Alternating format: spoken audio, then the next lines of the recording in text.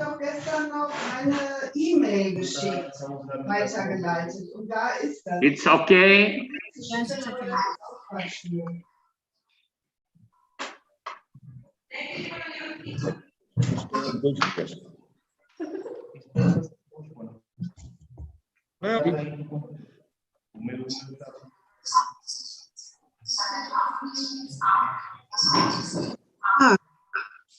Mrs. Kolyaraki, I am in. It's okay. Yes, yes.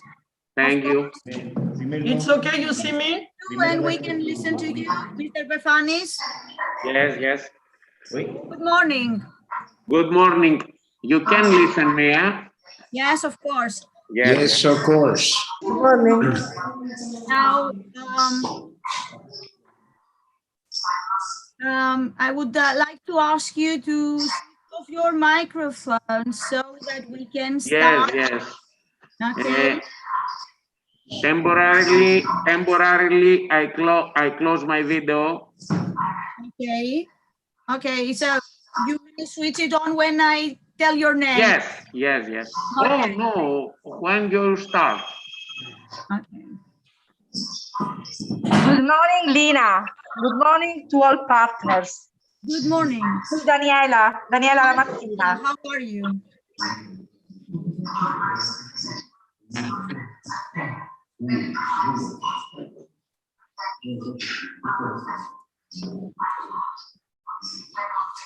We are going to start in a couple of minutes. I think we're waiting for some people to be connected. Έλα, κλείσει το μικρόφωνο, για λέγε. Παρακαλώ να κλείσετε τα μικρόφωνα γιατί ακούγονται διάφοροι ήχοι. Please, Περίμενε να κλείσω και τελώς. micro,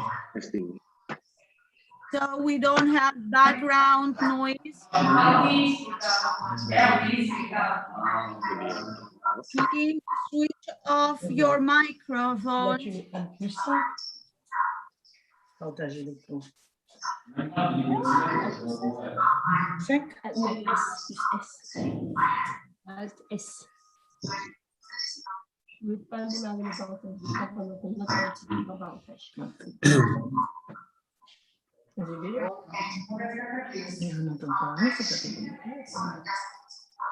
So is Carmen here? Carmen is here or not? Carmen Fratilla? No? Yes, I am for the beginning, Lina. How, Carmen? Hello, Carmen. Hello. Good morning to Hello, you. Carmen. Hello, everybody. Hello, Hi, Carmen. Carmen. I am very quiet. I'm checked by a student. Okay. Hello, Carmen. Hello. Hello, how are you? Nice to see you. Nice to see you. To see you too. But I cannot see you, my dear sister. Where are you? You didn't see me? In Romania, suppose. No, I only see Carmen. Angela, Lina, and Marie Chantal. Okay. I don't know because I opened my camera.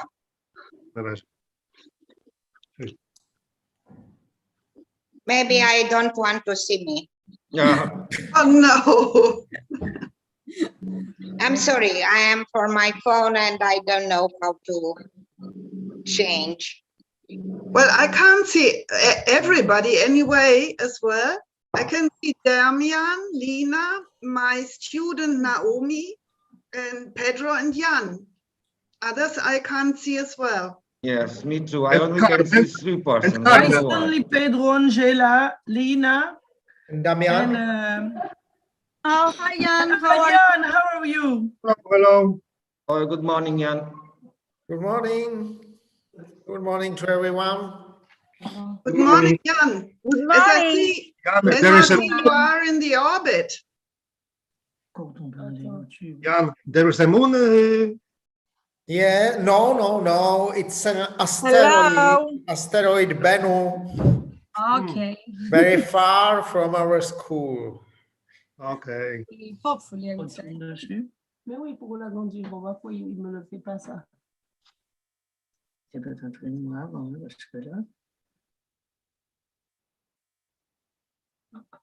Okay, I think that we're going to start in a couple of minutes. I will ask you again to try and switch off your microphones, please. Il faut qu'on le ferme. We can listen to each other clearly. Switch off your microphones before we start. Non, je veux pas Can you ça. please do that? C'est nul là ce truc. Non, ça marche pas. Where you mute? Okay, press mute on your microphone. Son affichage dans ça.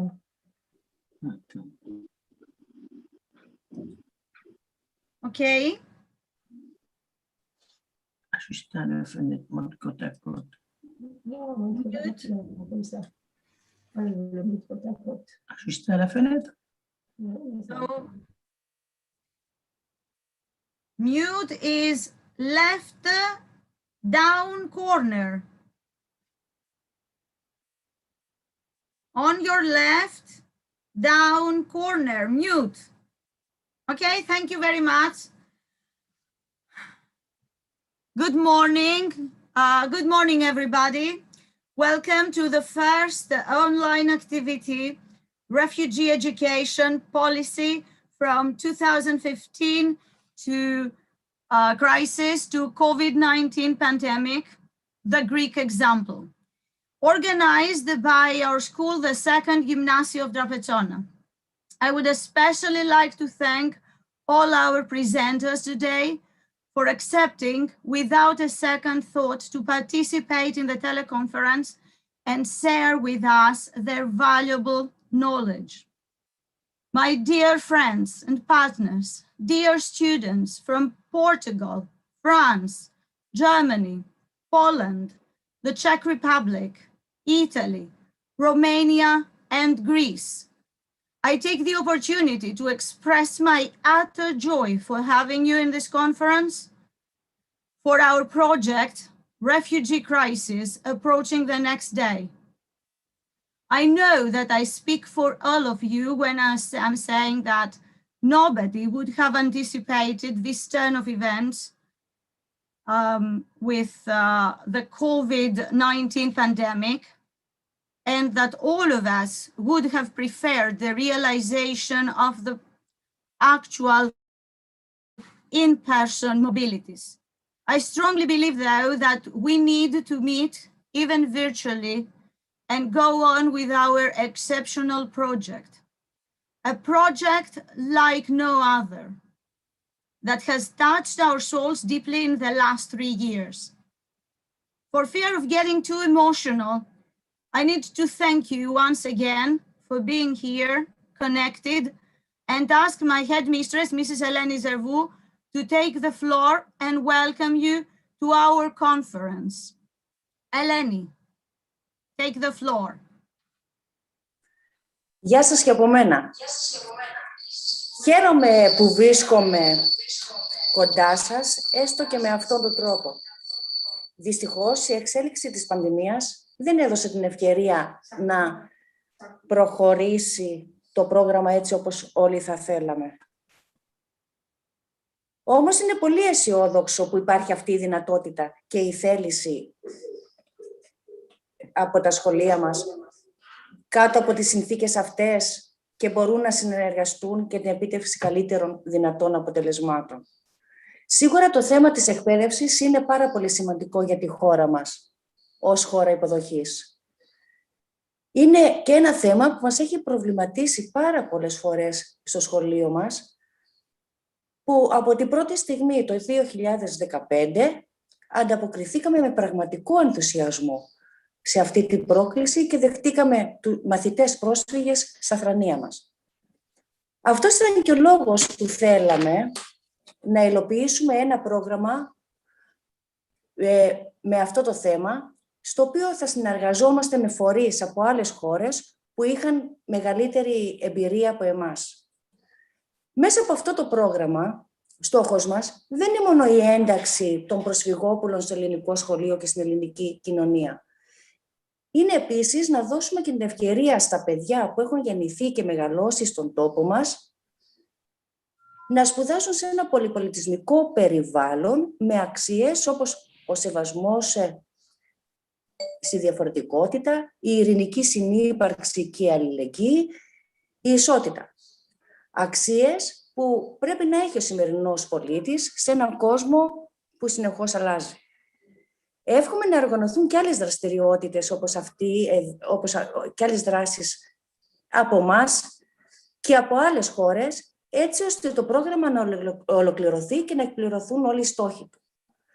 Τέλος, θέλω να ευχαριστήσω τους ομιλητές της σημερινής συνάντησης για την προθυμία με την οποία ανταποκρίθηκαν στην πρόσκλησή μας τους αγαπητούς συναδέλφους μου, Λίνα, την Κλέρη, την Έλσα και τη Φρόσο Χαμηλάκη, η ψυχή του προγράμματος που, αν και συνταξιοδοτήθηκε, είναι δίπλα μας. Και βεβαίως θέλω να ευχαριστήσω όλους εσάς για τη συμμετοχή σας. Καλή συνέχεια. Thank you, Ellen. Thank you very much. And now, quite off schedule, we have the pleasure and the honor to welcome Mr. Pefanis Panagiotis.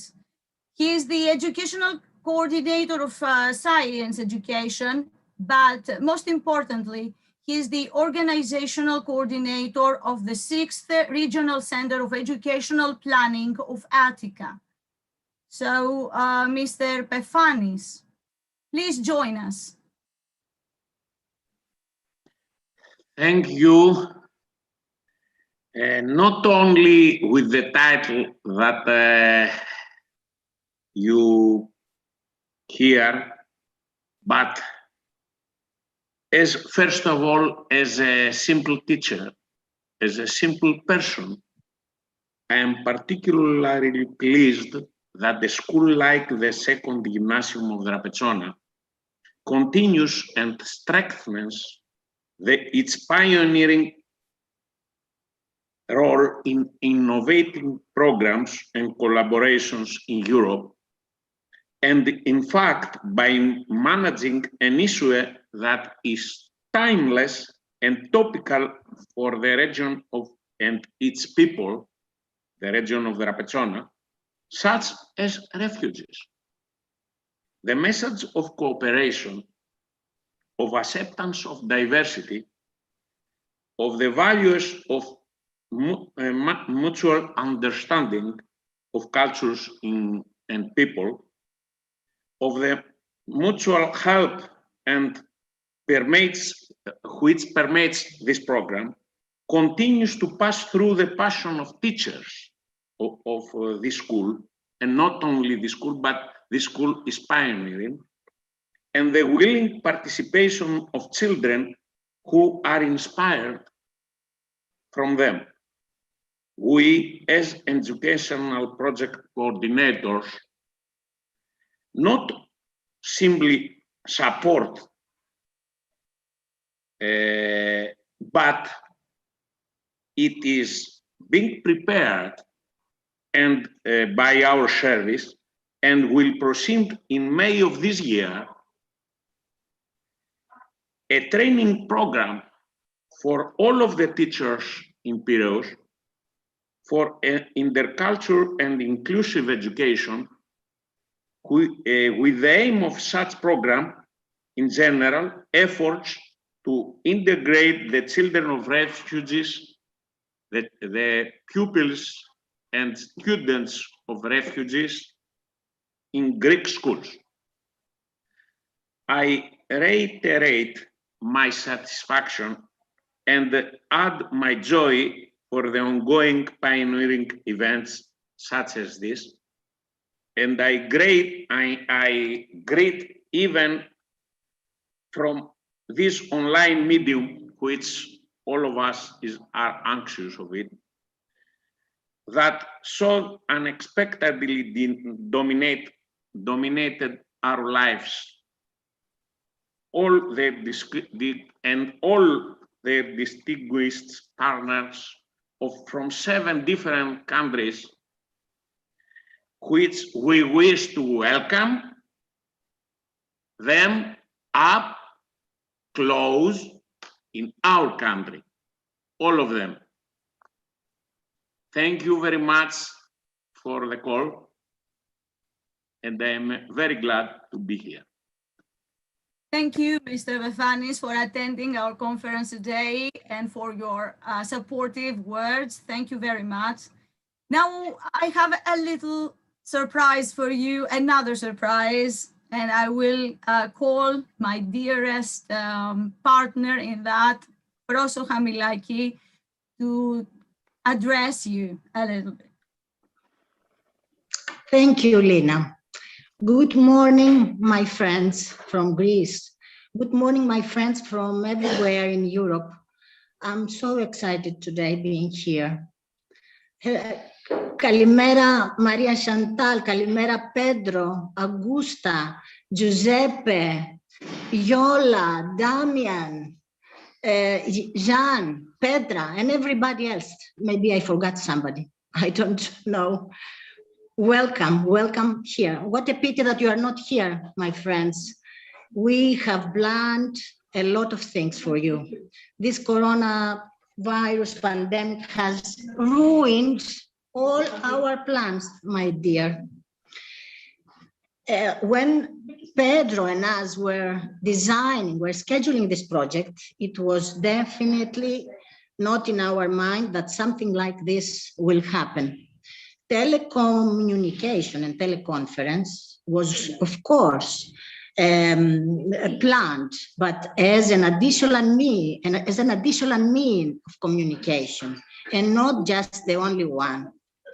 We are lucky, though, that we have managed to complete 4 of our mobilities to Cuba in Portugal, to Hagen in Germany, to Piazza Armerina in Sicily, and to Katowice in Poland. We got a lot of knowledge. We have broadened our experience and abilities to work with refugee students. It is necessary.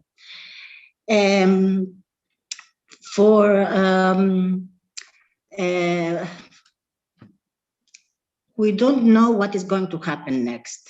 Unfortunately, Czech Republic mobility was cancelled, and we don't know what is going to happen with Romania and France. Due to restrictions, you are not able to travel to our country and have a chance to taste a little bit of what the Greek hospitality means. We hope there will be another time, though. It would have been a great experience for you to visit Greece, since it was the country with the largest refugee flows during the last refugee crisis, especially for our colleagues from Czech Republic, Poland, and Romania, since their country were less involved in this recent massive population movement. We had planned various visits and activities that would give you enough knowledge and experience.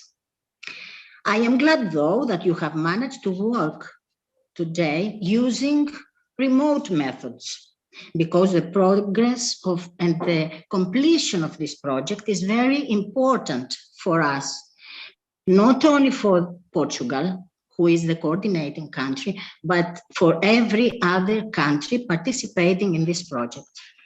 As Eleni said before, our headmistress, I say our, it's not our anymore, but I am still here. As Eleni said before, the results and the impact of this project are significant for the entire school community. Beneficiary groups are not only the refugee students, but also all other students in the school. It is very important to develop the ideals of an active, democratic citizenship to all our students.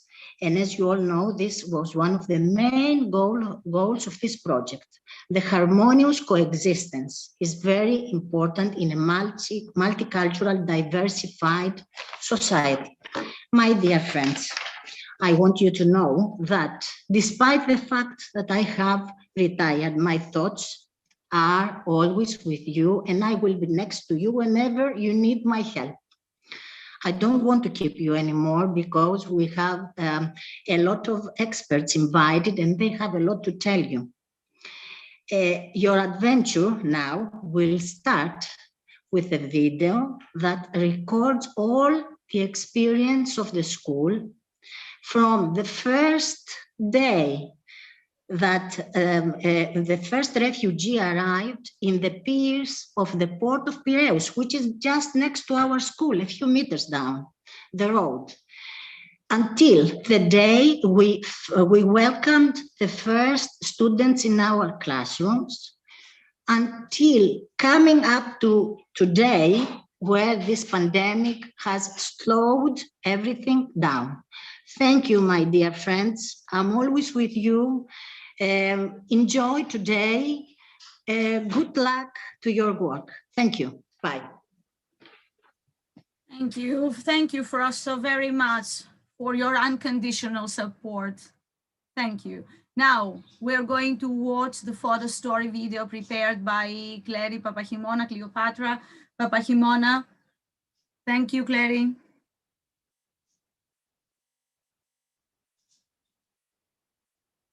We need sound, maybe.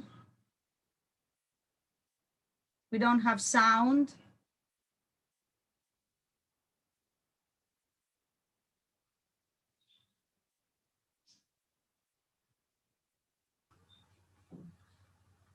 Now? No sound on the video. I don't know why. The sound is on to the 100. Now? Τις επιλογές στο κάτω μέρος τις έκανες πριν το sharing. Ah, ναι, ρε, εσύ. 1 minute, please.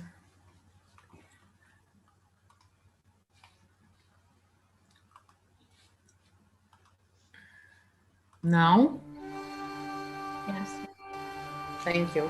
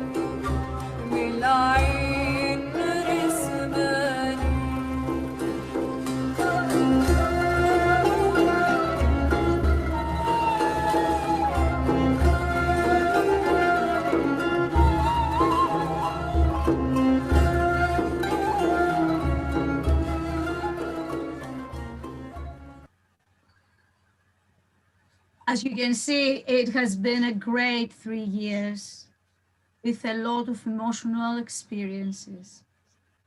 At this point, I'm really happy to welcome Mrs. Stella Michaloglou to address the conference. Mrs. Michaloglou has been the Vice Mayor of Education and Social Care of the municipality of Keratsini and Rapezzona since 2017. She has also served as a member of the City Council from 2014 to 2017.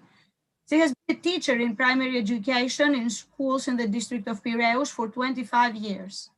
She holds a postgraduate degree in the role of local administration in refugee and immigrant education. She has participated in a number of environmental education programs and actions related to refugee and immigrant children education. Mrs. Michaloglou will speak in Greek. Mrs. Michaloglou, you have the floor. Thank you. Καλημέρα σε όλους. Αγαπητοί φίλοι, σας ευχαριστούμε πολύ για την πρόσκληση στη σημερινή συζήτηση. Είναι σημαντικές αυτές οι δράσεις και οι διαπιστώσεις που προκύπτουν, μια και βοηθούν την εκπαιδευτική κοινότητα να εμβαθύνει στα θέματα που την απασχολούν, να βρίσκονται λύσεις και να βελτιώνεται το μορφωτικό επίπεδο των μαθητών και των μαθητριών μας. Είναι αλήθεια ότι το προσφυγικό ζήτημα προέκυψε στο Δήμο Κερατσινίου Δραπετσόνας σαν μια κατάσταση έκτακτης ανάγκης το καλοκαίρι του 2016, καθώς χιλιάδες πρόσφυγες περνούσαν τα ταραγμένα νερά του Αιγαίου και έφταναν στη χώρα μας. Δημιουργήθηκε στις παρυφές της πόλης ένα κέντρο φιλοξενίας προσφύγων. Μέσα από την υποχρέωση της υποστήριξης αυτών των ταλαιπωρημένων ανθρώπων, αναδύθηκε έντονα το θέμα της εκπαίδευσης των παιδιών, τόσο των μικρότερων, ξεκινώντας από τα νηπιαγωγεία, όσο και των μεγαλύτερων εφήβων στα γυμνάσια και τα λύκεια της πόλης. Οι δράσεις μας στο ζήτημα αυτό καθορίστηκαν από τη Γενική Αρχή ότι η τοπική αυτοδιοίκηση μπορεί να διαδραματίσει ένα σημαντικό ρόλο στην ένταξη των μεταναστών και των προσφύγων, τόσο γενικά όσο και των παιδιών τους στην εκπαίδευση αλλά και στην τοπική κοινωνία. Η σχολική και η κοινωνική ένταξή τους γίνεται πιο επιτυχής με την άμεση και ολοκληρωτική πρόσβαση στο εκπαιδευτικό σύστημα και την επιμόρφωσή τους σε νέα αντικείμενα. Βέβαια, έχοντας πια την εμπειρία αρκετών χρόνων, διαπιστώνουμε έμπρακτα τις διακρίσεις αυτού του εκπαιδευτικού συστήματος. Παρατηρούμε ότι αν και οι τυπικές απαιτήσεις για την εγγραφή των προσφυγόπλων στα σχολεία είναι ελάχιστες, η σχολική πραγματικότητα δεν ανταποκρίνεται στις μορφωτικές ανάγκες αυτών των παιδιών. Σαν Δήμος Κερατσινίου Δραπετσόνας, από την αρχή, σταθήκαμε υποστηρικτές στην ένταξη των παιδιών στην εκπαιδευτική διαδικασία. Διαχειριστήκαμε σε όλα τα επίπεδα τις αντιδράσεις που υπήρξαν από μια μερίδα γονιών, με επαφές και συζητήσεις σε επίπεδο επίσημης πολιτείας, αλλά και συζητώντας με τους συλλόγους γονέων και κηδεμόνων και τους εκπροσώπους των μαθητών. Η σταθερή θέση υπεράσπισης του δικαιώματος των παιδιών στη μόρφωση βοήθησε να καμφθούν προβλήματα που υπήρχαν. Μιλώντας για το σχολείο το δικό μας, το δεύτερο γυμνάσιο Δραπετσόνας, θα μπορούσαμε να πούμε ότι οι αντιδράσεις ήταν πολύ λιγότερες από ό,τι σε άλλα σχολεία του Δήμου μας. Όμως, σε γενικές γραμμές, οι περιοχές μας, στις οποίες πολλοί από τους κατοίκους έχουν καταγωγή προσφυγική, αγκάλιασαν αυτή την προσπάθεια και στήριξαν την είσοδο των προσφυγόπουλων στις σχολικές τάξεις. Παράλληλα, προσπαθήσαμε να ανταποκριθούμε και να υποστηρίξουμε τις ανάγκες των προσφύγων μαθητών και μαθητριών και όλης της εκπαιδευτικής κοινότητας. Σε συνεννόηση με τους εκπαιδευτικούς, αναπτύξαμε μια σειρά δραστηριότητες για να βοηθηθούν αυτά τα παιδιά. Όχι μόνο εκείνα που έρχονται οργανωμένα μέσα από το κάμπ και διαμένουν όλα μαζί, αλλά και όσα μένουν σε κατοικίες εντός του αστικού ιστού. Ενισχύσαμε τα οικονομικά των σχολείων, ώστε να καλυφθούν άμεσα ζητήματα, βοηθήσαμε για την αγορά εκπαιδευτικών υλικών. Ιδιαίτερα, οι κοινωνικές υπηρεσίες του Δήμου ήταν και είναι ακόμη σε επαφή με αρκετές οικογένειες μεταναστών και προσφύγων, υποστηρίζοντας τις πολλές και διαφορετικές ανάγκες για την ομαλή και ολόπλευρη ένταξή τους στην τοπική κοινωνία, όπως σύντηση, ψυχολογική υποστήριξη, πρόσβαση στις δημόσιες υπηρεσίες κλπ. Φαίνεται όμως ότι υπάρχουν ακόμη πολλά προβλήματα μέχρι ότου οι Δήμοι να παρεμβαίνουν αποτελεσματικά στο θέμα της κοινωνικής ένταξης. Αυτές οι καθυστερήσεις που παρατηρούνται έχουν κυρίως θεσμικές αιτίες, εφόσον δεν υπάρχει εκείνο το νομοθετικό καθεστώς που να ενισχύει τις δράσεις των Δήμων. Αντιθέτως, υπάρχουν αρκετές οικονομικές, διοικητικές και οργανωτικές αδυναμίες. Επιπλέον, ένα μεγάλο κομμάτι της κρατικής κοινωνικής πολιτικής για το προσφυγικό ασκείται μέσω των ΜΚΟ, των μη κυβερνητικών οργανώσεων, οι οποίες δεν έχουν την υποχρέωση, αλλά πολλές φορές ούτε την πρόθεση, να ενημερώνουν τις δημοτικές υπηρεσίες για τη στέγαση των προσφυγικών οικογενειών, αλλά και την εκπαίδευση των παιδιών, γεγονός που δημιουργεί αρκετά προβλήματα. Η ύπαρξη στους Δήμους διαπολιτισμικών διαμεσολαβητών με αρχικό σημείο επαφής με αυτούς τους πληθυσμούς, το ουσιαστικό ζήτημα της γλωσσικής επικοινωνίας είναι ένα θετικό βήμα. Όμως, αργούς ρυθμούς, ώστε να δυσκολεύει περισσότερο την κατάσταση. Για παράδειγμα, έχει παρέλθει ένας χρόνος που έχουμε αιτηθεί διαμεσολαβητή με γνώση αραβικής ή φαρσί και ακόμα η διαδικασία πρόσληψης είναι σε εξέλιξη. Αυτές οι άμεσες και εξειδικευμένες υποστηρικτικές δράσεις μπορούν όμως να βελτιώσουν ουσιαστικά το επίπεδο ζωής αυτών των οικογενειών. Αγαπητοί φίλοι, ζούμε εν μέσω μιας πανδημίας και των συνεπειών της, τις οποίες βιώνουν με δραματικό τρόπο οι κοινωνίες σε όλες τις χώρες του κόσμου. Αυτή η δύσκολη κατάσταση εντείνει και στις άλλες χώρες, αλλά και στη χώρα μας, τα προβλήματα στην εκπαίδευση, ιδιαίτερα για ό,τι αφορά τα προσφυγόπουλα. Η τηλεκπαίδευση πολλές φορές δημιουργεί μεγάλα προβλήματα για τα παιδιά που ανήκουν στις οικονομικά ασθενέστερες τάξεις, όμως λειτουργεί με όρους αποκλεισμού για τα παιδιά των μεταναστών και των προσφύγων. Δεν είναι λίγες οι οικογένειες με κατοικία μέσα στην πόλη που προσπαθούν να εξασφαλίσουν πρόσβαση στην εκπαίδευση για τα παιδιά τους, χωρίς όμως να τα καταφέρουν. Ο Δήμος ενίσχυσε τα σχολεία με τάμπλετ, ώστε τα παιδιά που ανήκουν σε ευάλωτες οικογένειες και έχουν χαμηλό οικονομικό επίπεδο να έχουν τη δυνατότητα να παρακολουθούν τα μαθήματα της τηλεκπαίδευσης. Τα παιδιά αυτά όμως, πέρα από τη δυνατότητα χρήσης μιας συσκευής τηλεφώνου, τις περισσότερες φορές δεν έχουν τη δυνατότητα πρόσβαση στο διαδίκτυο, εκεί που μένουν, είτε είναι στο ΚΑΜΠ, είτε στα σπίτια τους, στις συνοικίες της περιοχής μας. Αυτή η κατάσταση τα απομακρύνει πλήρως από την εκπαιδευτική διαδικασία και τα οδηγεί στην απογοήτευση και την παραίτηση. Η ενίσχυση με ηλεκτρονικές συσκευές και η εύκολη πρόσβαση στο διαδίκτυο από όλους τους μαθητές είναι μια πρώτη υποστηρικτική δράση όταν τα σχολεία είναι κλειστά. Γενικά, το ασφαλές άνοιγμα των σχολείων με λιγότερους μαθητές ανατάξει και ο σωστός και ενδελεχής καθαρισμός, ο συχνός έλεγχος με τεστ COVID επίσης βοηθά στη σωστή και ασφαλή λειτουργία. Ιδιαίτερα σημαντικός για μας, πέρα από την υποστήριξη της σχολικής εκπαίδευσης των παιδιών, είναι ο ρόλος της οικογένειας. Η επαφή και η υποστήριξη των οικογενειών από τη μεριά μας ορίζει με καταλυτικό τρόπο την ένταξη αυτών των παιδιών στην εκπαίδευση, αλλά και γενικότερα στην κοινωνία. Η επαφή με κοινωνικούς λειτουργούς για τη διερεύνηση των βασικών αναγκών, η επιμόρφωση, η έβρεση εργασίας, η βοήθεια για την εκμάθηση της γλώσσας για να βελτιωθεί η επικοινωνία είναι στόχοι που μπορούν να συμβάλλουν στην καλυτέρευση της κατάστασης. Θέλουμε να πούμε τελειώνοντας, βλέποντας ότι τα προβλήματα πολλές φορές φαίνονται δυσεπίλητα, χρειάζεται μια ακόμη μεγαλύτερη προσπάθεια για να αντιμετωπιστούν. Αυτά τα προβλήματα όμως για μας είναι η αφορμή και η πρόκληση ώστε να σταθούμε όλοι στο ύψος των περιστάσεων και να υποστηρίξουμε το αναφέρετο δικαίωμα των παιδιών στη μόρφωση. Κλείνοντας, θα θέλαμε επίσης να αναφέρουμε ότι η αναγκαιότητα της σχολικής ένταξης αυτών των μαθητών, ιδιαίτερα σήμερα, δεν είναι μόνο μια θεωρητική διαπίστωση, ούτε ξεκινά από αντιλήψεις φιλανθρωπίας. Δεν περιέχει απλά όρους μιας μονομερούς αλληλεγγύης ή ακόμα μιας συγκεκριμένης ιδεολογικής αντίληψης. Η ανάγκη της κοινωνικής και εκπαιδευτικής ένταξης των ανήλικων μεταναστών και προσφύγων και των οικογενειών τους μπορεί να εξασφαλίσει τη συνοχή των τοπικών κοινωνιών, να στείλει ένα ηχηρό μήνυμα ευρύτερα, δημιουργώντας ένα περιβάλλον αμοιβαίας κατανόησης και σεβασμού. Σε αυτή τη διαδικασία ο ρόλος της τοπικής αυτοδιοίκησης μπορεί και πρέπει να είναι ουσιαστικός και απαραίτητος. Σας ευχαριστώ πολύ για την προσοχή σας. Λίνα. Yes, we thank you, Mrs. Michaloglou, Stella, for addressing the conference and for pinpointing so realistically the various issues that the local administration has to deal with on the subject of refugee and immigrant integration.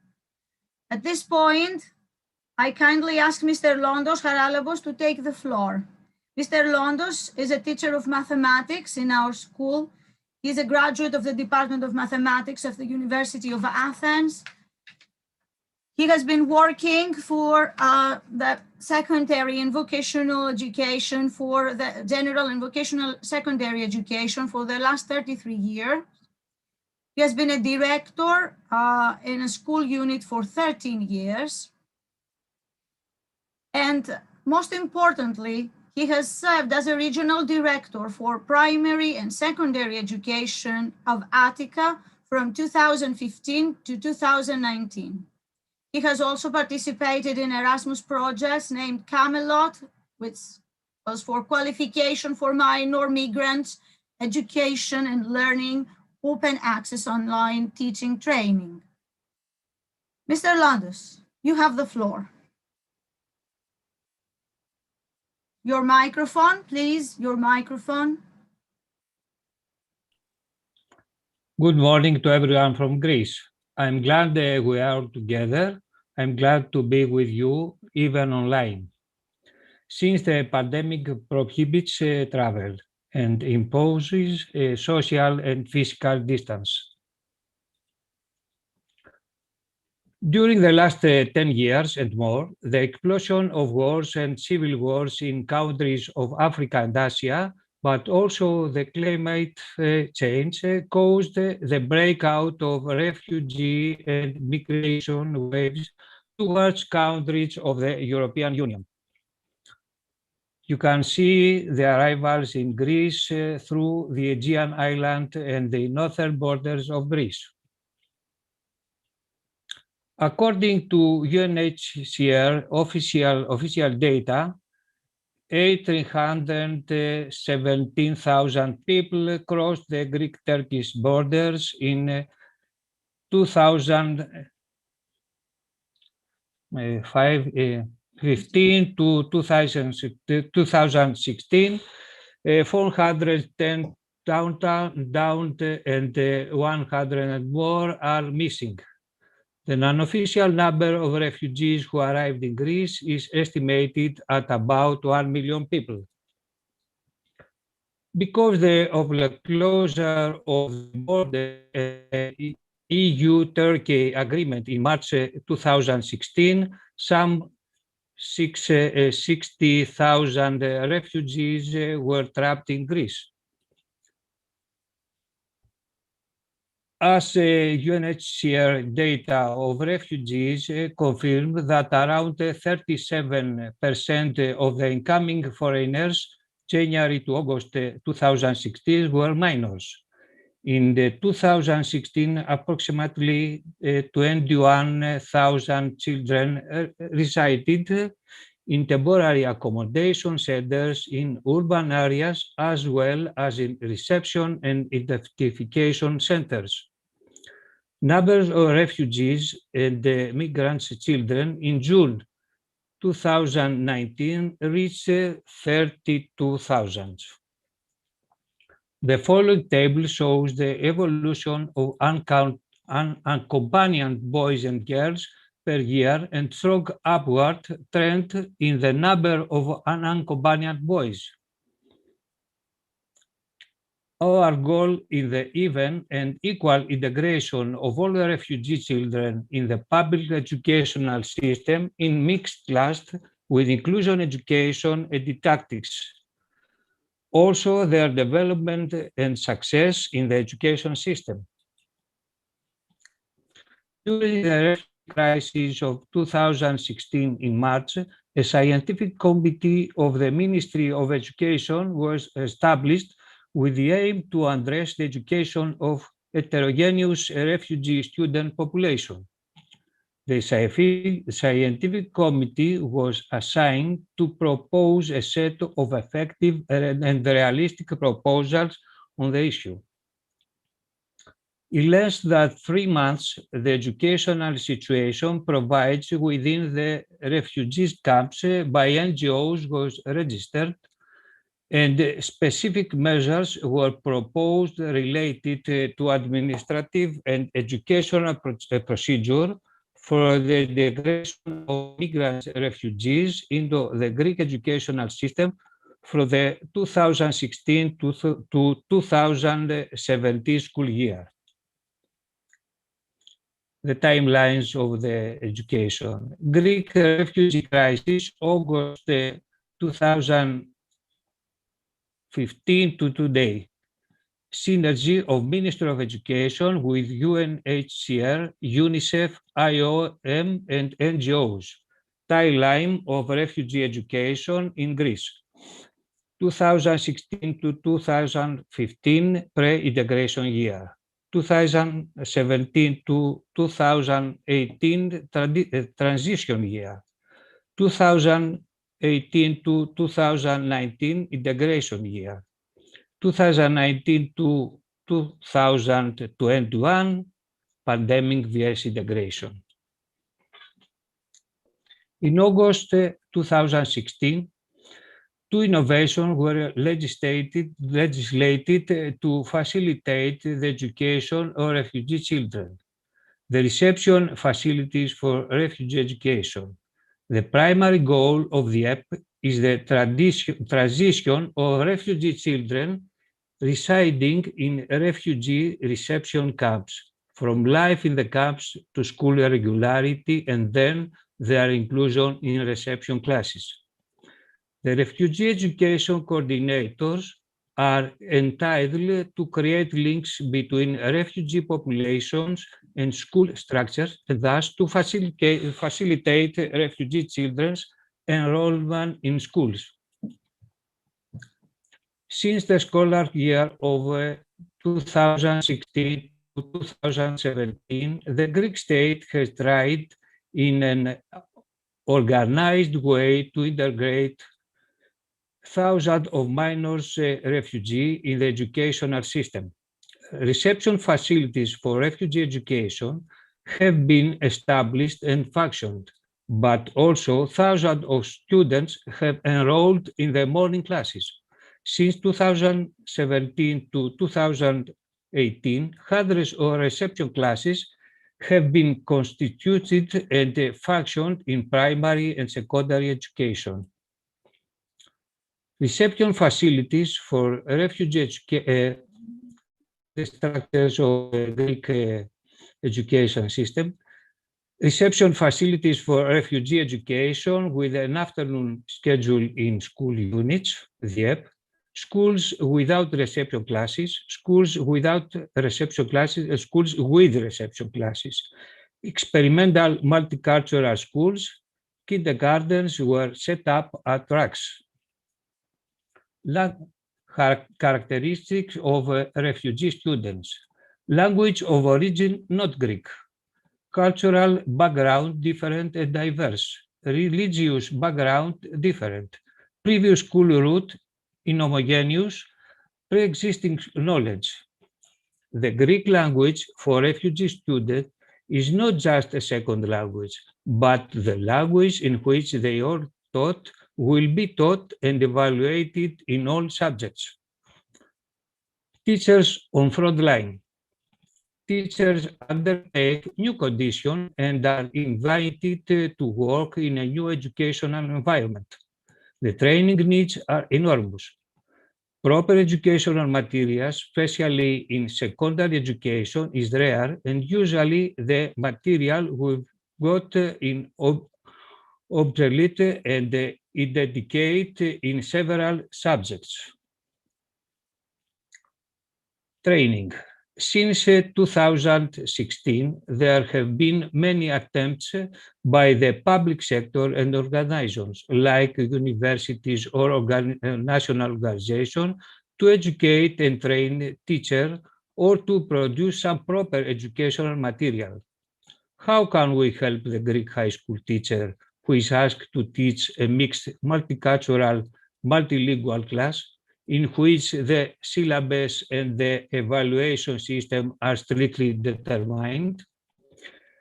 Even the flexibility of the first 2 years is restricted and with no perspectives. Given the difficulty of linguistic communication, how do we overcome the language barriers in the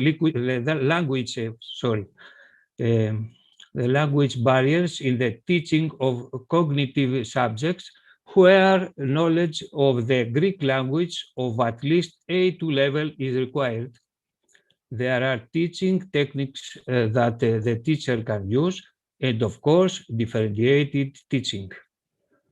Cooperation of all teachers with the philologist of RC so that the student interest in language teaching is maintained and the teaching of other cognitive subjects is facilitated by the gradual acquisition of a language communication code. The autobiography of the for planning the integration path in the learning community, an alternative approach to cognitive content to overcome culture and linguistic limitations. Culture of interdisciplinary cooperation at school, holistic perception and joint effort for the parallel development of language skills and knowledge acquisition. The holistic perception that should govern the effort gives the possibility with the cooperation of the teacher of different specialties and the teacher of FC, and the development of language skills to accelerate and facilitate the acquisition of knowledge in scientific subjects. And also, the integration of refugee students should be accelerated. The greatest achievement are the change of attitude and didactic example and the establishment of a culture of cooperation. In the summer of 2019, national elections are held, which are won by the Conservative Party. The new policy does not encourage refugees to stay in the country. Education policy does not encourage the inclusion of minor refugees in the morning school classes curriculum. The pandemic makes it even more difficult for minor refugees to be educated. The closure of the school of March 11, 2020 stopped the effort and unfortunately any communication with the refugee students from the hospitality structure. The hindered refugee students were turned into included ones. Language barriers, along with the inability to access digital media, excluded refugee students from education. Thank you for your attention. Thank you, Mr. Londos, for sharing your knowledge and your insight on this really complicated issue of refugee education. Our next presenter is not only a close collaborator, but also a friend who has always been there to help us with our project, Mrs. Elena Karayani. Elena has been a good morning. Just a few words to present you, Elena, just a few words. She has been a refugee education coordinator at the refugee camp of Schistos since October 2016. She has studied fine arts at Athens University. She has completed postgraduate studies in humanitarian studies, and she has been teaching art in secondary and primary education since 1998. She has participated in many European projects organized by ActionAid, University of Piraeus, Padio University, APIS Institute.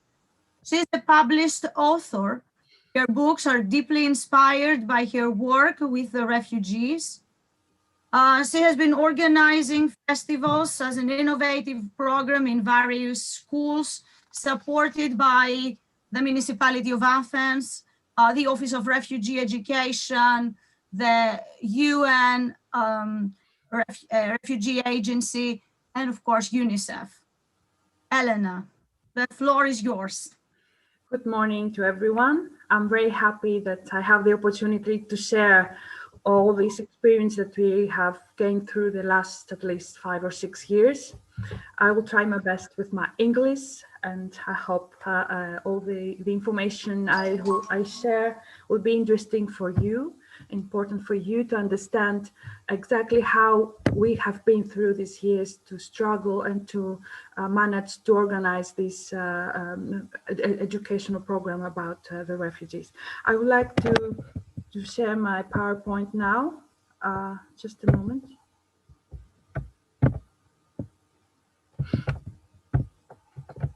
So, oh, what happened? I'm sorry. Oh, what happened? Do you hear me? Yes, we can hear you and see. Oh, I lost it. Where is it? I'm sorry. Okay. Just a moment. I hope we're okay now. Yes. Okay, all the pictures I'm going to share are pictures from the children I've met in the camp and through workshops and projects we had the last years. It's true that I am also an artist as a refugee education coordinator, and from the very first moment we used art as a way to communicate with these people and to empower them and to help us understand their needs. From the very first moment that we had these people in my country, and before the authorities organized the official program, and even before the NGOs and the organizations organized the art and educational activities, it is true that Greek teachers were from the very first moment close to these people to offer, as we used to say back at those days, first aid education, because it's not only the food and the water and the medical care. Education, it's something that they that these people came here to our place to Europe to find education for their children. So back in those days, especially in 2015, it was very common where in parks, in ports, in abandoned warehouses, you will see some kind of open schools where Greek educators have created in order to help these children. These pictures are from the park, Central Park from Athens, and some of them they are from Idomeni, a place where in the north of Greece where a refugee camp was organized.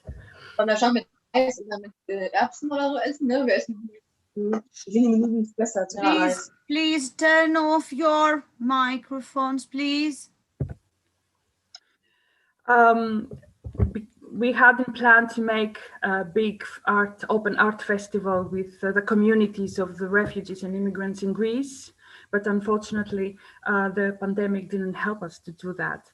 So these are some of the pictures from the festivals we used to have the years before, where arts and creativity had played a really important role to empowering these vulnerable people.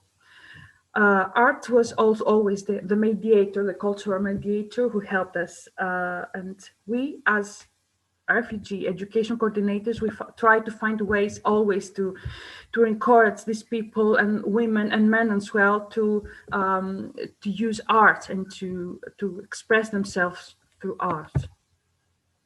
I will share some information about the official program. Mr. Logdos said too many information, but I will stay in some points. It was really, really a big challenge, and many we had to solve many problems in order to have the succeed integration of these children in the existing educational system. One of that was the time pressure. It was almost more than a year, and these children were staying still inside the camps with no education, official education. Another problem was they didn't stay in Greece for a certain period. Some of the children were for a few days, few weeks, or months, or a year. So we had to create a program that would be really flexible to cover all the needs of these different people. Of course, there was an enormous number of children. How can you manage to put children in schools that were already full around the camps? So we had to find ways to solve this problem.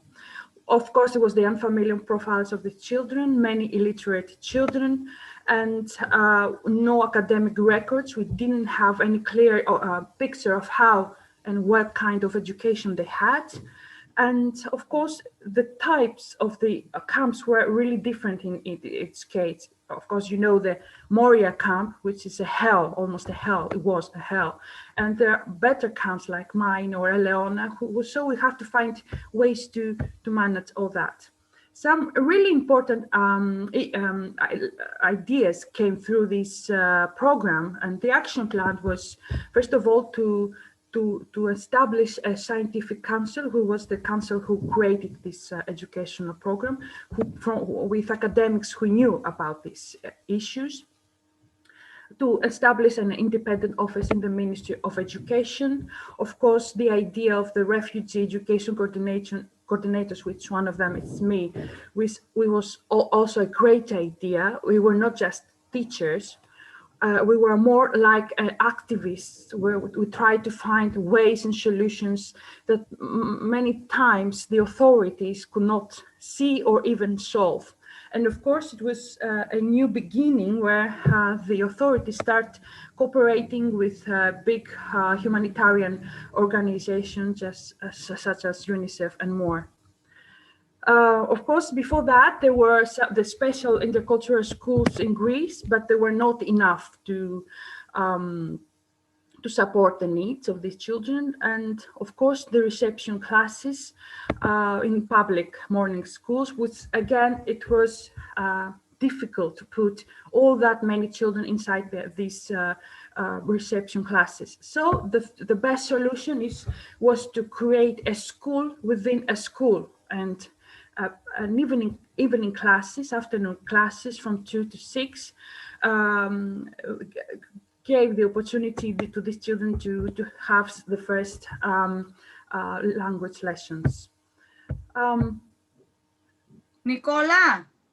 Okay, so I have records from 2019, and the children that they were registered in Greek schools, they were about more than 2,000 children.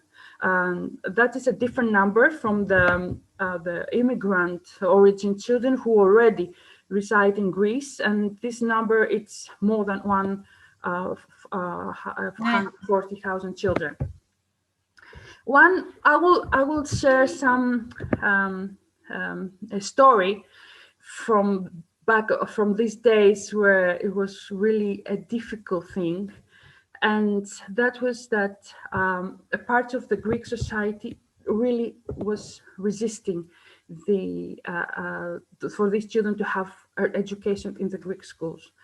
Although back in 2017, a nationwide poll took place, and which showed that more than 67% of Greek people do want refugee children in the schools, but there was this minority, the racist groups, that they tried to organize in many places around the country to organize a kind of movement among parents. So they used a rhetoric that had arguments such as that refugees will bring diseases to Greek children, or they will rape or even kill the Greek classmates.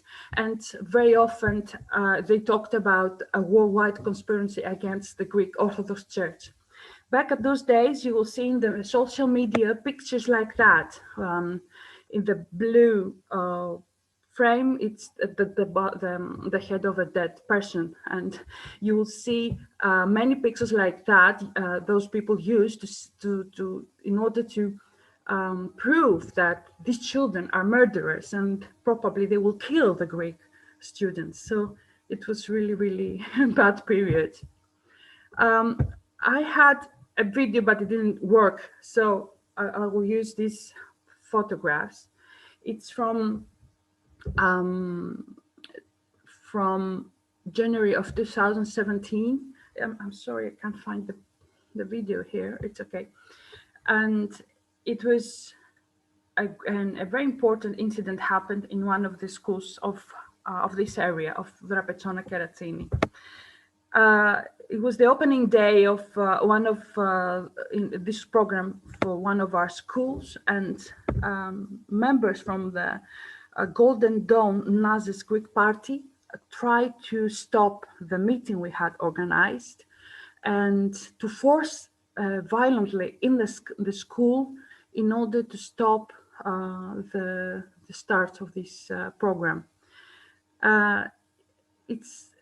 It was the same people, these people from in the middle, they are right now inside the prison, and they are accused because of the murder of people who were immigrants or they were against the Nazistic rhetoric. Perhaps you have heard about the musician Pavlos Fyssas, who was murdered by these people. It's the same people that at that period they tried to stop the program, and this murder happened in this area. So it was something we had to deal back at those days. People who were devoted to the Nazis party, they try in many different ways to stop the education for the refugees. You will see back in this social media and the newspapers. It was every day phenomenal. They were trying to force inside schools and to stop. I would like to share a personal story about this thing. Back at those days, as I use very often, I wrote an article. Actually, it was more like a letter to Greek parents. And I was asking them to close their ears and do not pay attention to all these Nazists and people who were against the education right of these children. And somehow this article became viral. And for many days, for many weeks, in my personal page in the Facebook or else, people were writing underneath my pictures that they wanted to kill me, or they wanted to rape me, or hang me from trees, or burn me alive, because all I wanted was to have these children in Greek schools. And it's not only me, of course, too many Greek teachers were close to these children from the very first moment. And until the moment we are now talking, they are people who do not want children in Greek schools. But through all these difficulties, and something amazing happened to Greek schools and in Greek society. I am a teacher for at least 20 years or more in areas where refugee children usually live. So I have been to too many schools where they have refugee children, and it was not my first time when I experienced what we say a refugee crisis. It was again almost 20 and more years ago with another refugee crisis with people from Albania. And I will say that in a way, I feel like the refugee crisis of the latest years in a way forced our society and forced our teachers and our schools to change and to make space and to include not only refugee children, but also to talk about children with disabilities or LGBTQ children. These changes, these big changes took place in Greek schools the last 5 or more years.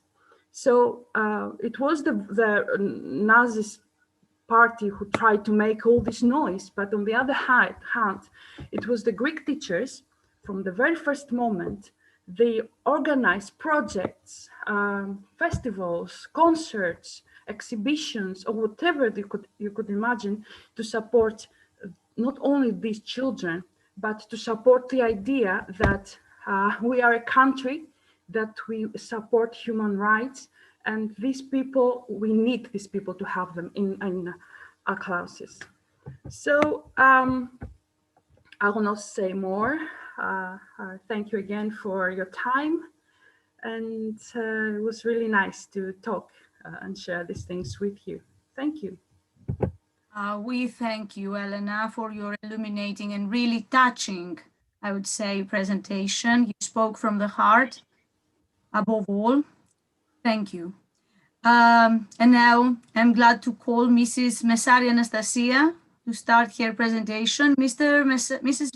Messari Anastasia is an educational coordinator in the 6th Regional Center of Educational Planning of Attica. She is responsible for the refugee reception classes of our school and supports the teachers in their effort to provide education to our students.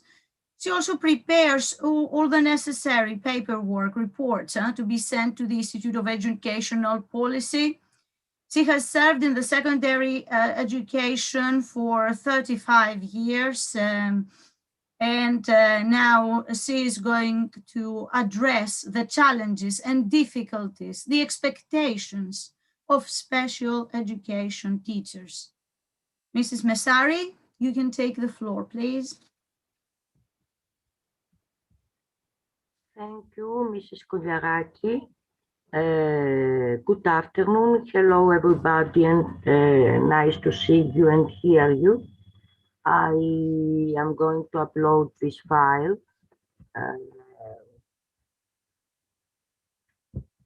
I'm sorry for the delay.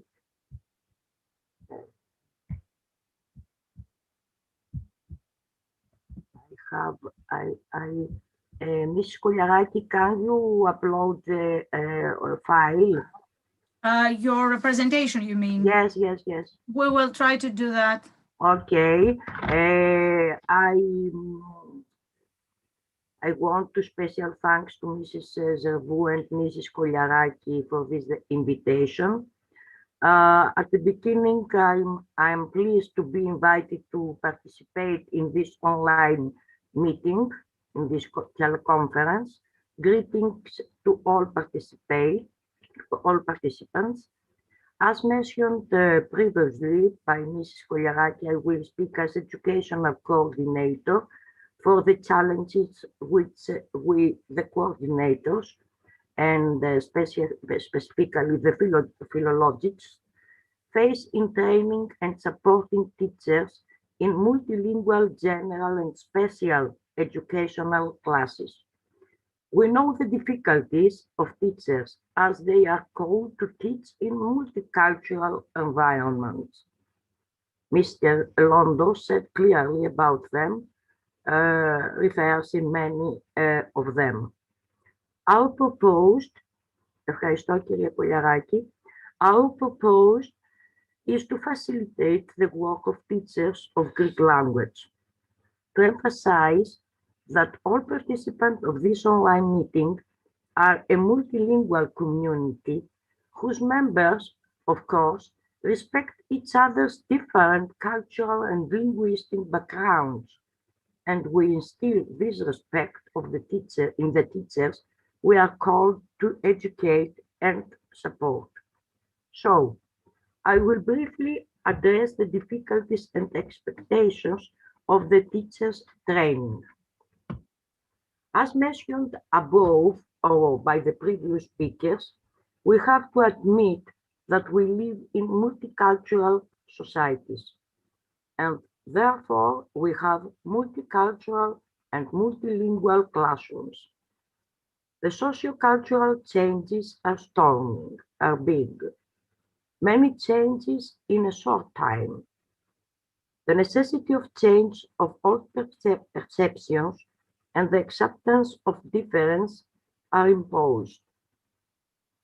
And we should accept that the differentiated teaching and inclusive education are considered more effective in multicultural environment. This is a continuously changing environment, and our interventions have to follow the changes. In a few words, continuous need for training of teachers is required with emphasis on development of intercultural competencies and skills for themselves and for their students, and this is a reality. Specifically in Greece, the educational interventions of educational coordinators for teachers mainly concern the learning of the Greek language by the foreign students who study in the special classes so that they can be integrated in the general classes as soon as possible. Excuse me, Mrs. Messari, could you please help us with the PowerPoint and tell us when to change? Yes. Okay, so that what you're saying matches what the audience can see. So every time you want us to change, please say next page, please.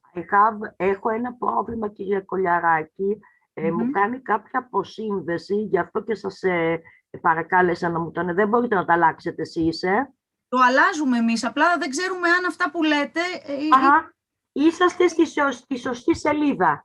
Okay, great. Είναι σωστή σελίδα. Okay, great. So, you say next, every time... Okay, the training concern informing the teachers about the teaching tools, websites with additional teaching material, teaching methods, the institutional framework, the use of theatrical techniques, dramatization, participation of foreign students in artistic activities, and more. We emphasize that when teachers appreciate the language of students and their cultural background, strengthens their self-esteem and self-confidence that are necessary in the educational and learning process. And next, please. We encourage the teachers to have a positive attitude towards all languages, to have self-encouragement and patience, to seek teamwork, to ask support from the school principal and external bodies, local community, for example, to exist communication between teachers, students, parents, to be informed about the social and emotional background of the students, to create their own teaching material. Next, please. But there are many, as Mr. Londos said in his presentation, many difficulties in teacher training in Greece and I suppose in your countries. For example, there is a lack of systematic training of the educational coordinators. We won't have clear instructions to approach the new situation.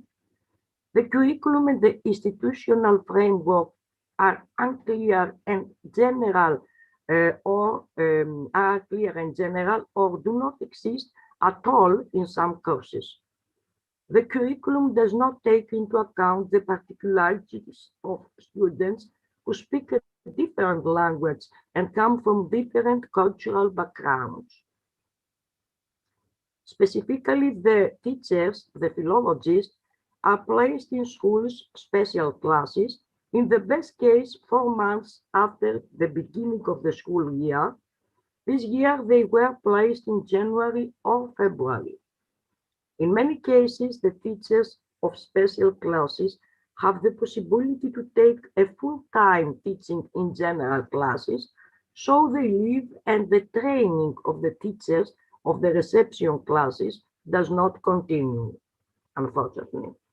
Next, please. In addition, the appointment of new teachers is late. There is no training of the teachers of general classes. Also, there is a lack of cooperation of teachers general and special classes. There is a lack of appropriate teaching materials for inclusive education, and the textbooks do not serve refugees' needs and must be upgraded. Next, please, Mrs. Kolyaraki. Also, there are technical difficulties of training in a pandemic environment.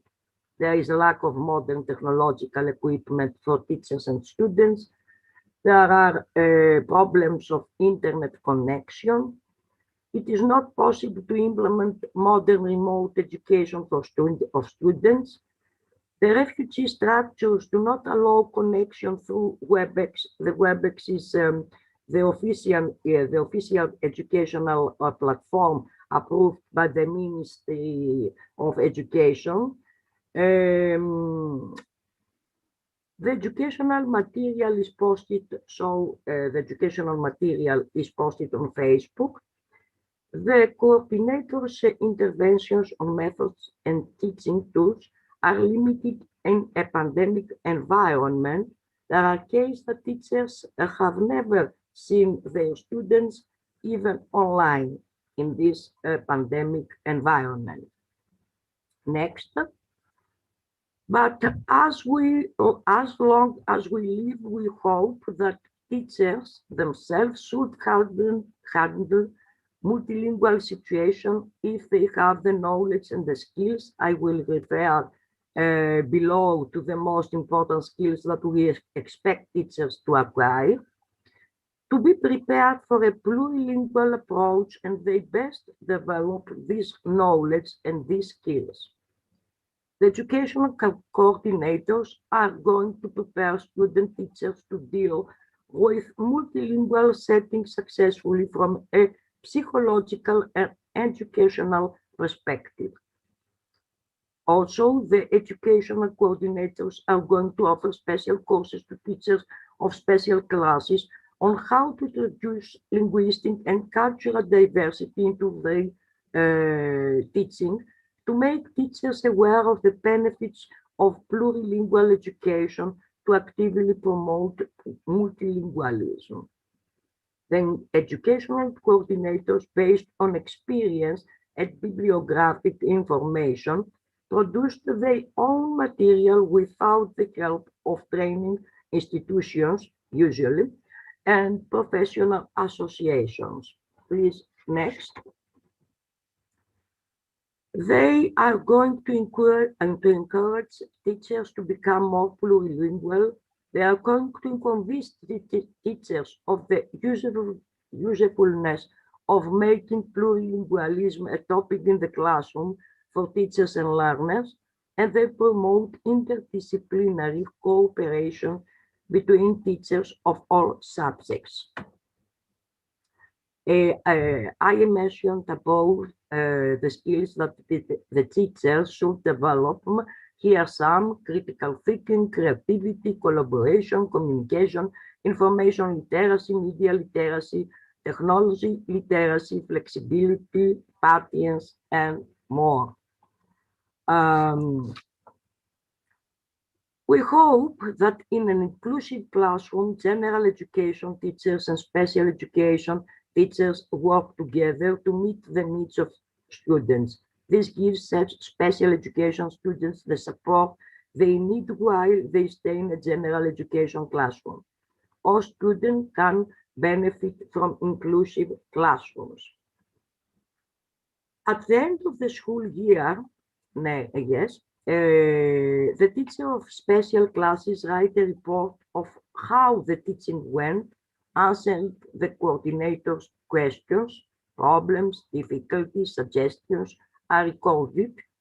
Then the educational coordinators, after studying the reports of the teachers, prepare a report to the Ministry of Education and the Institute of Educational Policy.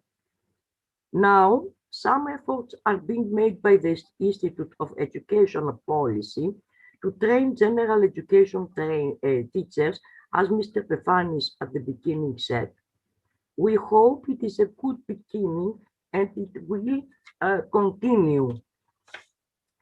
In conclusion, in any case, and this is the finding from my experience, Greek teachers care about their students wherever they come from. They offer in excess. They want to be trained to develop professionally in order to optimize their work in the classroom. They are looking for additional educational material for their students. They seek the reflection and the feedback. After all, the technological screens cannot replace human physical contact. Online education has many possibilities, but also limitations. Attempts are being made. We hope for inclusive societies. We must be ready for changes so that the refugee crisis doesn't expand. Thank you for your attention. Thank you. Thank you very much, Mrs. Massari. Your contribution to the conference has been essential, since we all know that there is no education without teachers. Now, enough with the teachers, though. Let's give the floor to a beloved ex-student of our school, Mr. Morteza Latif. Morteza is a young refugee from Afghanistan. He has been in Greece for the last 3 years. He has been staying with his mother and little brother on the camp of Shisto. He's a former student of our school, now working as a journalist and photographer for the magazine Migratory Birds. Apart from the certificate he took from the Second Gymnasium of Drapetsona, he has been attending online courses in commerce and journalism and trying to improve his knowledge of the Greek language. Morteza, the floor is yours. Thank you so much, Ms. Lina. Hello, everyone. Good morning. Thank you for giving me the opportunity to speak in such a platform. I'm really happy to see all my teachers and principal here who accepted me and my sister in their school and treated me equally as other students. Well, my journey started on 2018. I came to Samos Island and we were transferred to Athens in 40 days, which was 2018, January. We came to Athens and actually life was, I thought, will be difficult. And then I went to the Drapetsona junior high school. And I was thinking that people will not accept us because of our background, because of the country, language, but it was totally the opposite. Once we get in the school, in the classroom and introduce ourselves, everyone was excited to know us and want to be friends with us because I didn't expect that, and that was really great experience I had with my sister. She left Germany, but I'm still here. So I was in a school. We were going there daily as other students. And so one day, suddenly, my principal came and asked us if we want to go to a school trip. I thought the school trip around Athens or something, but no, it was other city, a trip to another city, which was my dream to go. I only saw this on movies, but not in real life. And then they asked us to go with them. So me and my sister was super excited and we packed our bags and everything and we went to Saloniki, the other city. And to be honest, every student that went with us was explaining us every single part of what we see in Saloniki. They were super friendly with us and very, very amazing experience I had with them that I cannot forget. And besides, so I finally graduated and now I'm a journalist and a photographer for a magazine called Migratory Birds. And yes, I am in Greece and I want to be in Greece. Actually, I want to share some things with you guys that yeah, so it is right that I am afforded education in Greece, but sadly I can say that young people, young boys and girls cannot expect the same opportunities that I had here in Greece.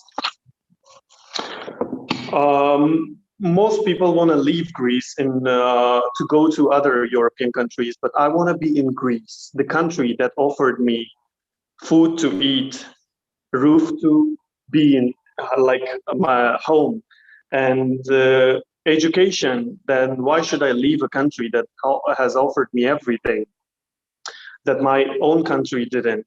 So I want to be in Greece because in Afghanistan, 1 out of 10 boy or girl can get education. The rest, they cannot because of Taliban and the war we have. They say that it's an independent country and there's no war, but there is. Young people cannot go to get education in a school. They're afraid because Taliban can attack any moment. Every morning, a boy or a girl wakes up if they want to go to school. Their parents are scared. Oh, today is their last day, and today is the last day that we are seeing them. That's why they cannot expect the education there. That's why we come here for better future and better, to get better education, to have a better life for our future generation. So yes, I want to be in Greece and I want to be here. I'm learning Greek and I'm trying my best to do everything. And I will be so happy if I get education in Greece in one of the Greek universities, because now I'm studying online with the different countries like Germany and Spain for commerce and journalism. But I wanna study in Greece. So yeah, thank you so much, guys, for listening me, and I really appreciate it. Thank you, everyone. Miss Lena. We thank you so much for sharing your story with us. Your memories from our school come from the heart, and you know how much we love you and how much we liked working with you and your sister back then, organizing the festival between Afghan and Greek friendship. It was great, and I hope you hold those memories in your heart and you have a great life wherever you choose to live it. Thank you so much. They're unforgettable. Thank you. Thank you. And last but not least, not at all least, Mr. Christos Lazaridis. I would say the formal voice of the refugees and immigration in the city of Athens and all over the country. Mr. Lazaridis is the communication officer at the Greek Forum of Refugees and communications consultant of RNF 24 Media. He is a former journalist, and for the last 6 years, he has been working at the field of refugees and migrant matters, having served from several professional positions. At the Greek Forum of Refugees, he is in charge of the recommendation, the design, the implementation of the communication strategy, as well as its presence to the public sphere, by presenting the association to the press and the state authorities when it's needed. He is also advising and representing the RNF24, a brand new media platform that focuses on providing a daily news content to refugees living in Greece. Thank you, Mr. Lazaridis. You have the floor. First of all, thank you very much for this kind invitation. I have to admit that it's very difficult to have the floor after Morteza's presence, but I'd like to share with you the fact that I'm quite honored that a person like Morteza has chosen to live with us, to stay with us in Greece, and to promote refugees' inclusion into the whole society. It is quite an honor for us to hear such a thing, especially when we are able to understand that the negative aspects of the refugees and migrants issues are dominating in the public sphere.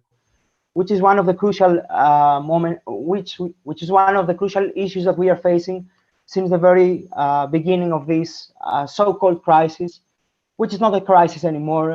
I would rather say that it is more like a normal issue that we need to handle. So allow me to share my screen with a small presentation. I have promised to the kind coordinator that I will try to be brief, and I consider myself as a man of his word. So, okay. Please confirm to me that you're able to see my screen. Yes, we can. Yes. Okay. From the first slide. Once again, it is a pleasure meeting you all, and always a privilege to discuss and exchange experience, views, and ideas on such crucial and interesting matters.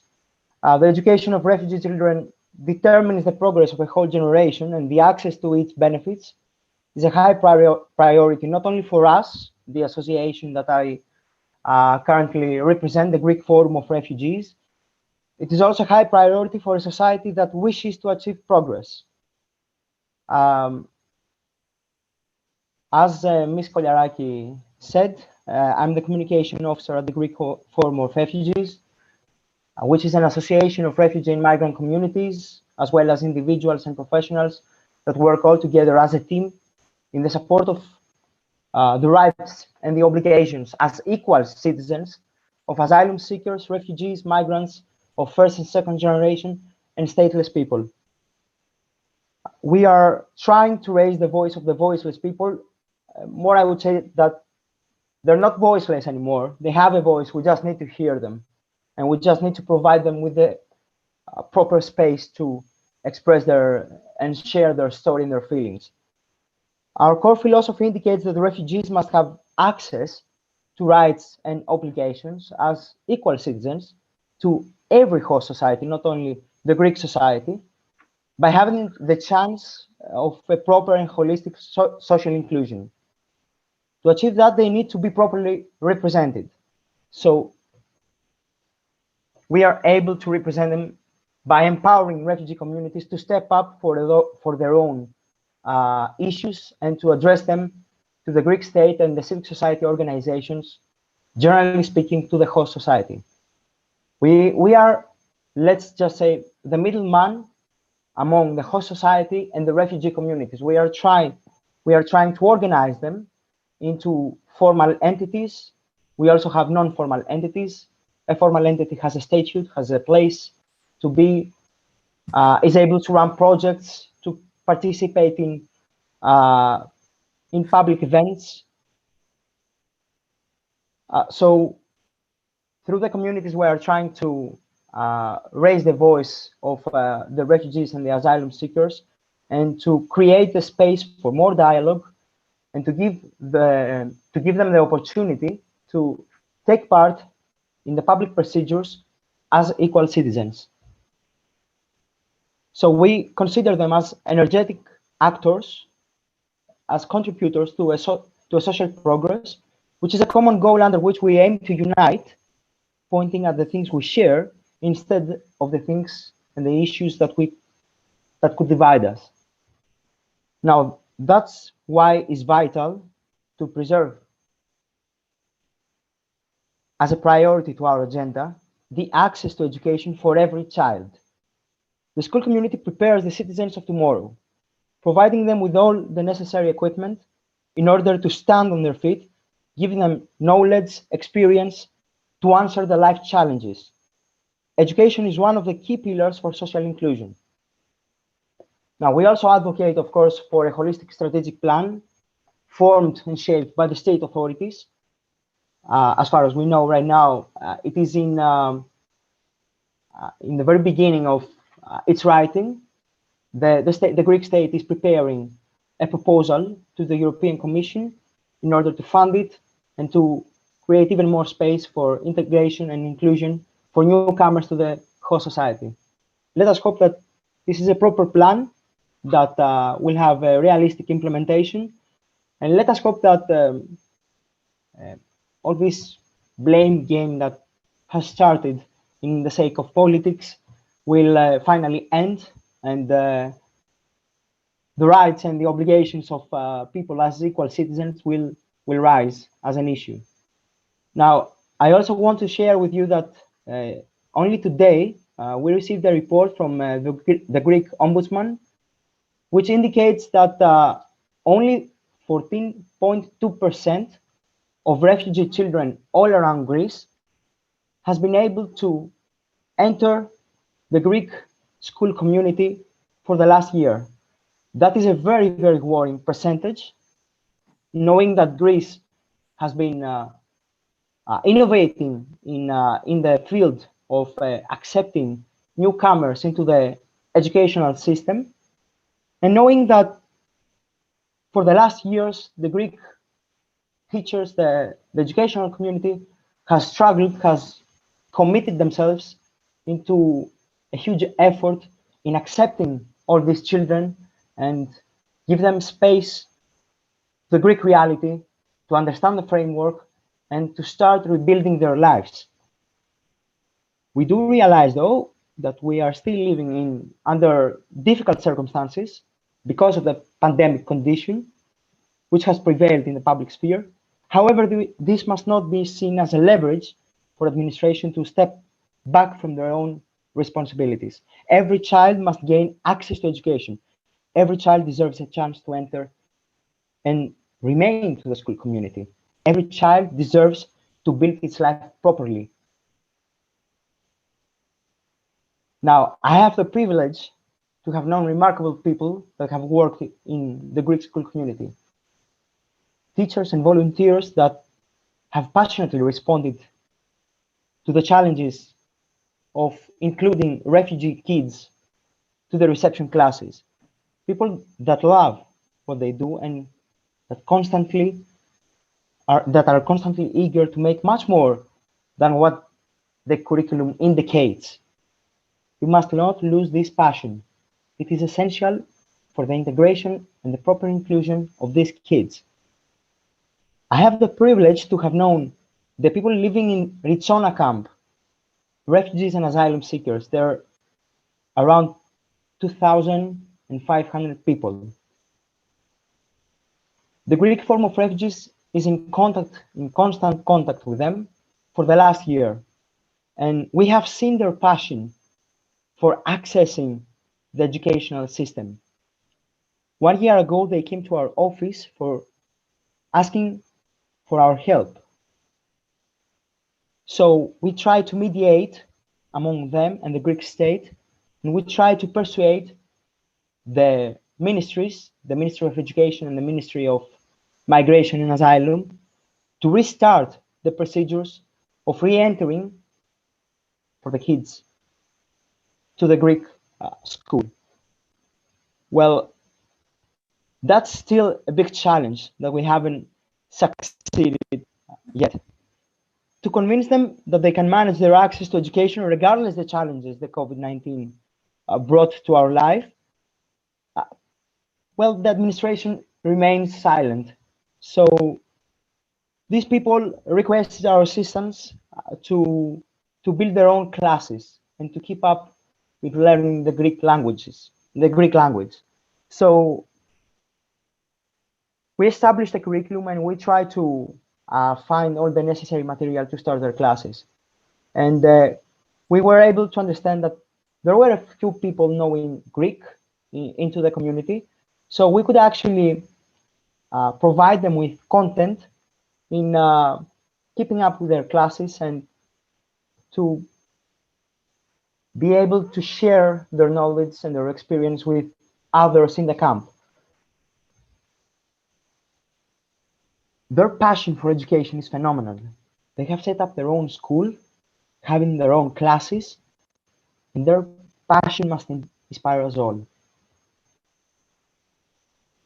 Access to education, access to housing, access to the labor market, access to social services and the healthcare system, all of these are the main pillars, the main tools for social inclusion.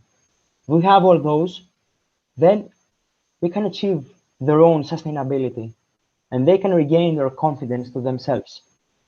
They will not need our representation anymore and our work will be over. Now, of course, it is a two-way process. The newcomers must understand that the Greek framework has some rules and we are here to help them. Also, the local community must understand that some people of them will stay with us. Not everyone is able to leave. When a person requests for international protection, he has well-founded fear to be returned to the country of his origin. Therefore, if he's not able to return, the country, our country, Greece, must provide him with all the necessary tools to include himself to the host society. So we need to empower local authorities and the host society to accept these people in the base of the mutual respect. And to achieve such a thing, inclusion cannot be done in camps or centers that are far from the local society. And of course, we need to focus on inclusion from early stage. Learning the Greek language must be a prerequisite for including themselves to the Greek society. I believe that's what Germany has accomplished so far for the last 5 years. Every child must have the right to build its life. Every child must have the opportunity to expand its horizons. Every child must have access to the school community. Promoting the children's rights, we establish the foundation of our social progress. And I believe that everyone in this panel has been a child. So what I like to say is that these people are not voiceless anymore. We heard Morteza, and Morteza is a member of our self-advocacy team at the Greek Forum of Refugees. And we are quite proud having him on our team. So, finishing my presentation, and apologies if I took the time. We must provide them with the space, with the appropriate space to express themselves, and we must be able to hear. If we are to achieve social progress, then we have to take a look at the advantages of the so-called crisis that started 6 years ago. It's not a crisis anymore. It's normality. So we have to accept it. Thank you for the time. Thank you so much, Mr. Lazaridis. It was a great and really inspiring presentation indeed. Let's all hope for a smooth integration of refugees and immigrants into hospitable societies. At this point, our conference has come to an end. I should thank all our presenters and participants of the 8 countries of the project for being here today. Special thanks to our technical support, the ICT teacher and vice headmistress of our school, Mrs. Karagiannopoulou Elsa. Thank you, Elsa. Thank you from the heart. And to Eleni Zervou for her support. I'm asking now Pedro Diodato, our main coordinator, to come to the floor and say a few words. Pedro, dear, come, please.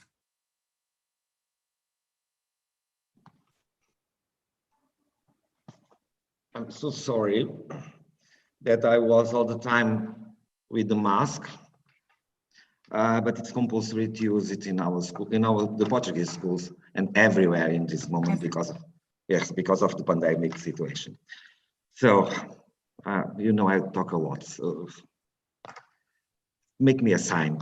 So, first of all, it's a pleasure to be here in this big conference that you and your partners, Lina, done it for all of us.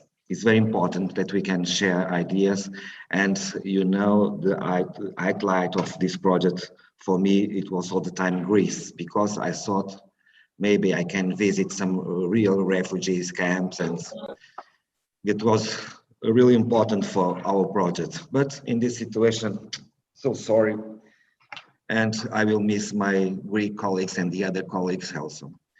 So, Thank you, Lina, for this hard work, Eleni, Cleopatra. It was really, really nice, this conference. And we proved today also that with the pandemic situation, that we can work together and develop our project. I'm so sorry, also, and my heart is tiny now, but we are at almost the end of the project, and I think that we could do more and more and more, because this kind of situation is very important, and we need to develop and we need to disseminate these kind of situations in the world. We cannot stay at home and thinking on only nice things. So thank you very much, Lina, Eleni, and of course, special thanks. And I think that Headmaster, Mr. Arturo Lanca, what would like? Let me finish, please. I do know that I'm a very emotional person, and it was an emotional. Sorry. You know perfectly. And the Get it. last, but not the least person, I would like to give you a big hug, a big kiss for the real mother of this project, the soul of this project, my dear friend, Froso. Yes, true. Thank you, thank you. Thank you, Pedro, thank you.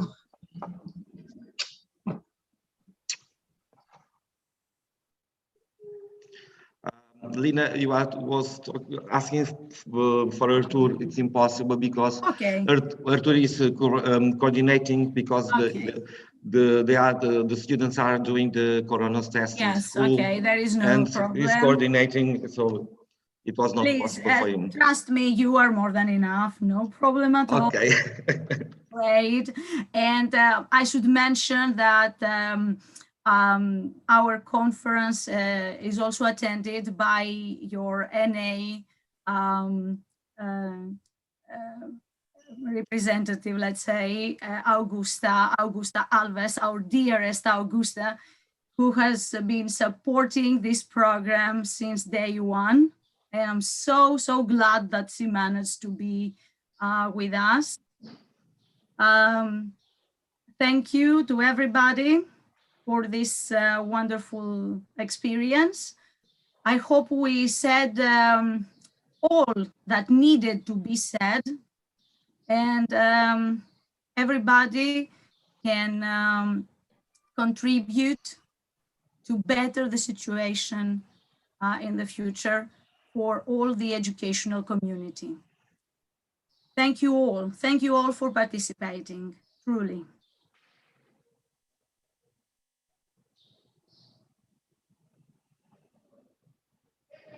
Maybe there are some questions. Some time for questions, and you can write your questions on chat, or you can raise a hand if there is this possibility. I don't know, with Zoom, I'm not familiar with the platform. You can ask any of the presenters any questions you may have, and we'll see how we're going to manage to answer as much as possible.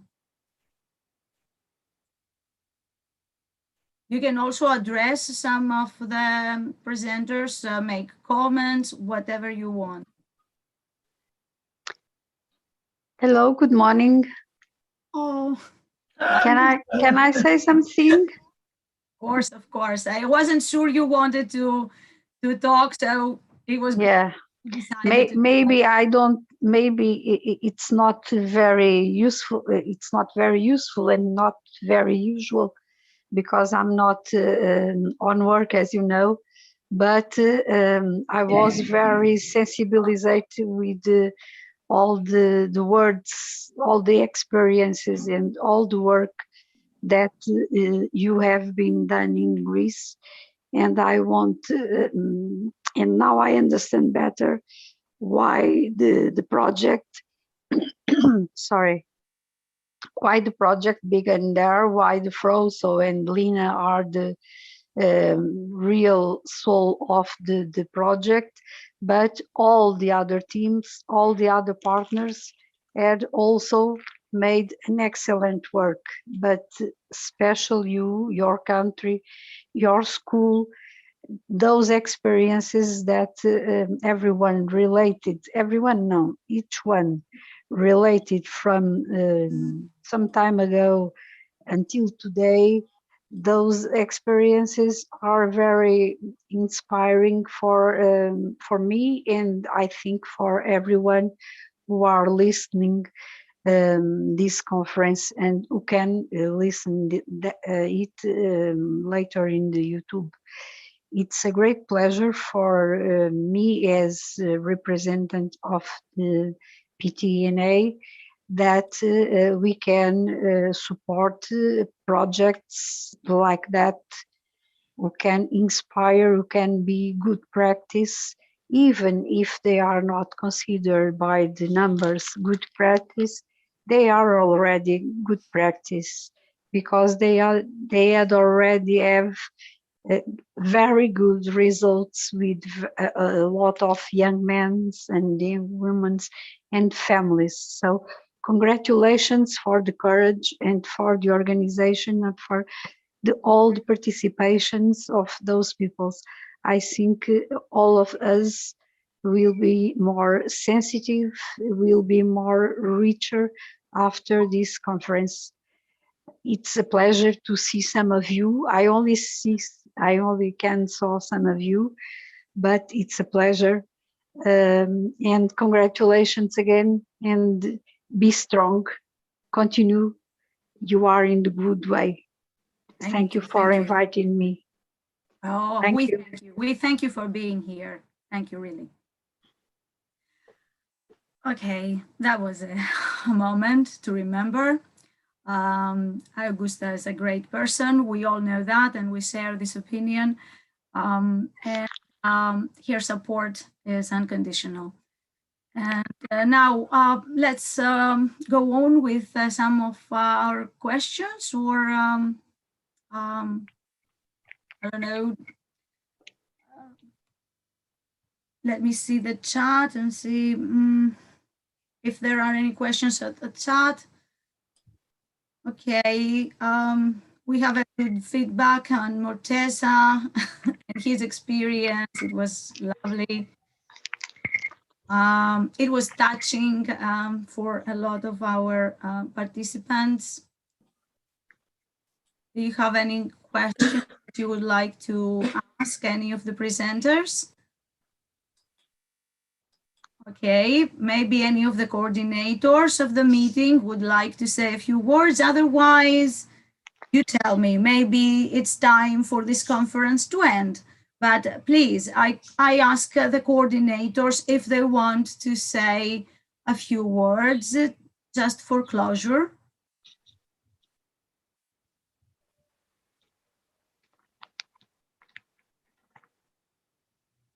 Okay.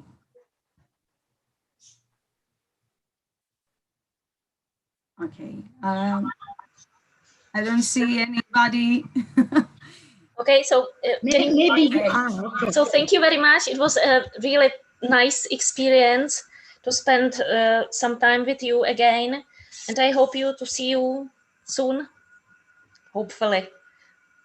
Yes, thank you, Petra, very much. Thank you from the Czech Republic.